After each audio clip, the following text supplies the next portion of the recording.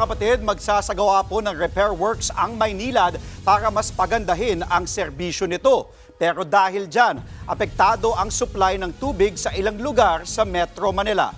Nasa frontline ng balitang yan, si Gerard de la Peña. Mawawala ng supply ng tubig ang ilang lugar sa Metro Manila sa mga susunod na araw. Sa Caloocan City, 9 na barangay ang apektado simula Lunes hanggang Martes. Mahigit 10 barangay naman mula Martes hanggang Miyerkules. Sa ilan pang barangay, magtatagal ang water interruption hanggang Huwebes. Simula Huwebes hanggang Biyernes naman sa mahigit 100 barangay. Apektado rin ang 2 araw na pagkawala ng tubig ang ilang lugar hanggang Sabado. Nakatakda namang mawala ng tubig sa mahigit 10 barangay sa Maynila mula Martes hanggang Miyerkules. Sa Navotas City, mula Martes hanggang Sabado ang water interruption sa 6 na lugar.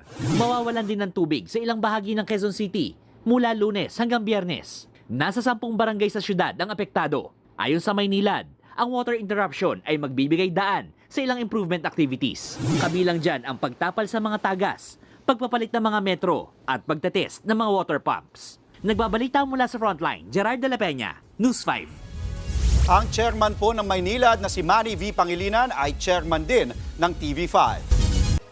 Mga kapatid, Andre Felix po. Iba na ang may alam at may pakialam sa panahon ngayon. Para sa tuloy-tuloy na balitaan sa Frontline kahit weekend, mag-follow at subscribe sa social media pages ng News 5.